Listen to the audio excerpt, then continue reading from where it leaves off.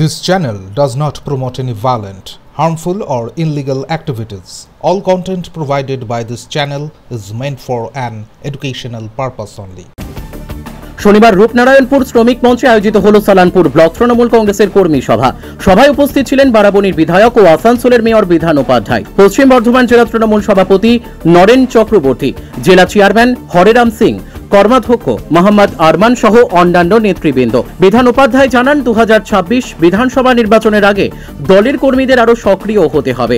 বিগত নির্বাচনে দুর্বল বুথগুলিতে জনসংযোগ বাড়ানোর উপর জোর দেন তিনি।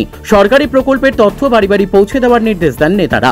সভায় জেলা সভাপতি নরেন চক্রবর্তী বলেন, এই ব্লকে যে কোনো উপায়ে বিরোধীদের জামানত বাজেয়াপ্ত করতে হবে। নেতারা হুঁশিয়ারি দিয়ে জানান, খারাপ ফল হলে ব্লক নেতৃত্বকে দল থেকে সরে দাঁড়াতে হবে। কর্মী সম্মেলন লক্ষ্য 26-এর নির্বাচনের আগে কর্মীদেরকে জাগিয়ে তোলা। সংগঠনকে কি বার্তা দেওয়া হলো? দেখুন, বারাবণীর সংগঠন এমনিতে শক্ত ভিতের উপর দাঁড়িয়ে আছে, এখানে কিছু বলার নেই।